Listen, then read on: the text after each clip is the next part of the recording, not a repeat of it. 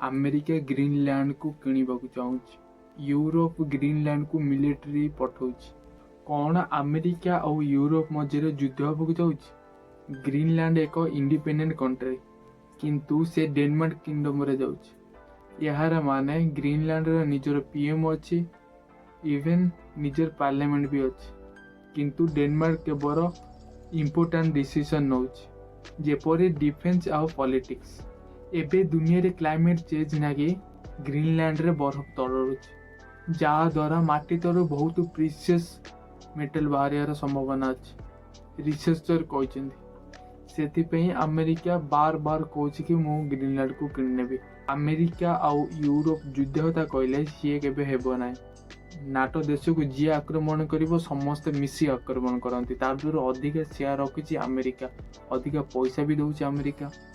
America नाराज माने NATO को केबे पैसा मिलबो नाही। ग्रीनलैंड कथा कहबाक गले यूरोपियन कंट्री अल्प अल्प कर मिलिट्री पठाउछन ग्रीनलैंड को युद्ध करने नुह, अमेरिका ग्रीनलैंड को कब्जा न करने। लाइक सब्सक्राइब जरूर कर।